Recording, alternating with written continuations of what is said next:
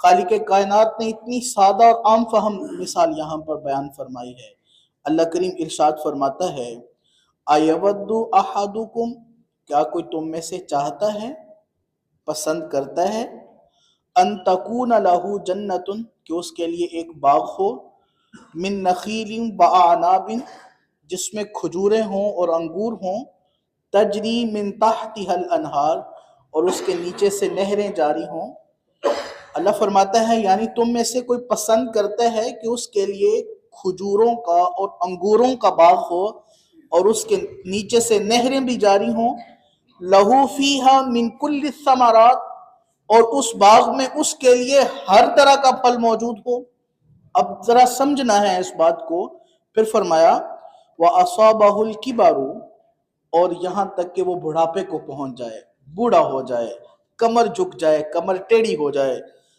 وَلَهُ ذُرِّيَّةٌ ضُعَفَاء، اور اس کی جو اولاد ہے وہ ابھی کمزور اور ناتواں ہے، فَأَصَابَهُ إِعْصَارٌ، تو اس کو ایک بگولا پہنچا، اس باغ میں ایک بگولا آ گیا، فِيهِ نَارٌ فَاحْتَرَقَتْ، وہ بگولا آگ کا بگولا جس نے سارا باغ جلا کر کے راکھ کر دیا۔ كَذَلِكَ يُبَيِّنُ اللَّهُ، اسی طرح اللہ بیان فرماتا ہے، واضح فرماتا ہے، لَكُمُ الْآيَاتِ، تمہارے لیے آیتوں کو، لَعَلَّكُمْ تَتَفَكَّرُونَ، تاکہ تم غور و فکر کرو، تاکہ تم تدبر و تفکر کرو۔ اس سے سادہ مثال قرآن پاک میں مجھے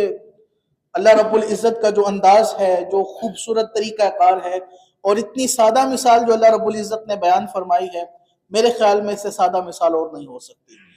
اب اس کو سمجھنا ہے۔ خالق کائنات اللہ عز و جل ارشاد فرماتا ہے، اب ان لوگوں کی مثال دی جا رہی ہے جو ریاکاری کے لیے مال خرچ کرتے ہیں، جو عبادتیں، جو ریاضتیں ریاکاری کے لیے کرتے ہیں، جو لوگوں کو دکھانے کے لیے سجدوں کو طول دے دیتے ہیں،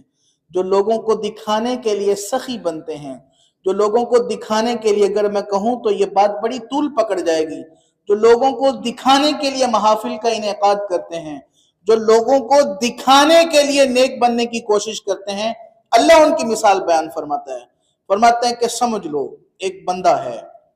اس نے ساری زندگی محنت کی، اپنی جمع پونجی سے اس نے خوبصورت باغ کھڑا کیا،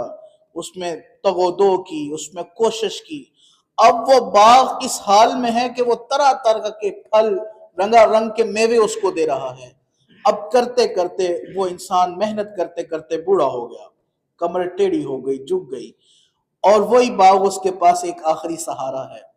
اور اس کے چھوٹے چھوٹے بچے ہیں۔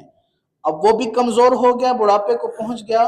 جب انسان بڑھاپے کو پہنچ جاتا ہے تو پھر کمائی کرنا بڑا مشکل ہو جاتا ہے۔ وہی کرتے ہیں جن کی کمر پر اس وقت بھی بوجھ ہو تو وہی پھر ٹیڑھی کمر کے ساتھ بوجھ اٹھاتے ہیں۔ بصورت دیگر پوچھو ان سے جو بوڑھے ہو گئے ہیں، جن کے پاس وقت بھی ہے اور سارا کچھ ہے، کمائی کرنا بڑا دشوار ہوتا ہے۔ فرمایا کہ وہ بھی بوڑھا ہو گیا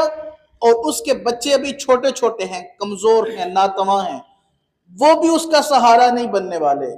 ایک ہی جمع پونجی تھی جو اس نے باغ بنایا تھا محنت کر کے، مشقت کر کے، اور باغ بھی پورے عروج پہ ہے، پھل دے رہا ہے، طرح طرح کے رنگا رنگ کے میوے اس باغ سے حاصل ہو رہے ہیں۔ کہتے ہیں اللہ رب العزت ارشاد فرماتا ہوا کیا، ایک آندھی چلی، اس آندھی میں ایک بگولا آگ کا تھا، وہ اس باغ میں آیا، سارا باغ جلا کر راکھ کر دیا۔ فرمایا کہ اب وہ بوڑھا، بچے ناتواں، کمزور، چھوٹے، اس کے پاس ایک ہی سہارا تھا، سارا کا سارا جل کر راکھ ہو گیا، بتاؤ اب وہ کدھر جائے گا؟ فرمایا كَذَلِكَ يُبَيِّنُ اللَّهُ لَكُمُ الْآيَاتِ لَعَلَّكُمْ تَتَفَكَّرُونَ، اسی طرح اللہ واضح فرماتا ہے تمہارے لیے اپنی آیتوں کو تاکہ تم غور و فکر کرو۔ فرمایا یہی مثال اس بندے کی ہے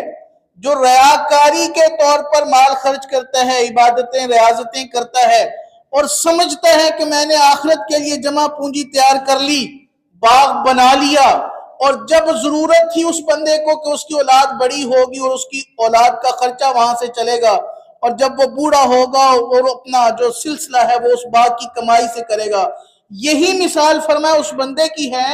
جو مال خرچ کرتا ہے ریاکاری کے طور پر کہ قیامت کے دن یہ کام، یہ اعمال اس کے کام آئیں گے، یہ خرچ کیا ہوا پیسہ یہ کی ہوئی نیکی، یہ دیا ہوا صدقہ اس کے کام آئے گا۔ فرمایا لیکن قیامت کے دن جب وہ اللہ کے حضور پیش ہوگا، جب اسے شدید حاجت ہوگی کہ اس کو اعمال کا صلہ ملے، لیکن اس کا اعمال نامہ سفید چٹیل میدان کی طرح ہوگا، جس طرح وہ باغ جل کر راکھ ہو گیا،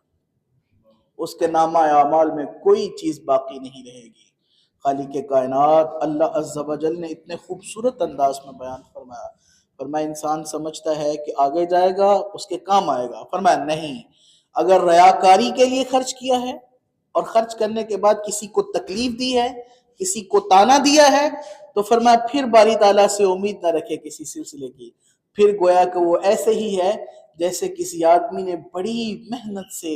جمع پونجی کے ساتھ وہ ایک اپنے مستقبل کے لیے ایک سلسلہ کیا، لیکن جب اسے ضرورت تھی، جب اس کے بچوں کو ضرورت تھی،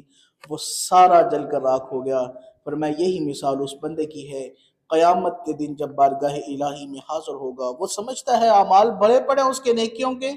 وہ سمجھتا ہے بڑے پڑے اعمال ہیں صدقہ و خیرات کے، بڑے پڑے ہیں اعمال حج اور عمرہ کرنے کے، لیکن جب پہنچے گا بارگاہ الہی میں تو اس کا اعمال نامہ بالکل صاف ہوگا۔ کیوں؟ جو وہ چاہتا تھا اسے دنیا میں مل گیا، اب قیامت میں اس کے لیے کچھ نہیں ہے۔ خالق کائنات اللہ عز و جل کی بارگاہ میں دعا کرتے ہیں، الہی ہمیں ریاکاری سے محفوظ فرما، اپنی عبادت، اپنی بندگی، ریاضت ہمیں الہی صرف اپنی خوشنودی حاصل کرنے کے لیے الہی توفیق عطا فرما، اور یا الہ العالمین قرآن مجید کو صحیح طور پر پڑھنے، پڑھ کر سمجھنے اور سمجھ کر عمل کرنے کی توفیق عطا فرما، آمین بجاہ طٰہٰ و یاسین۔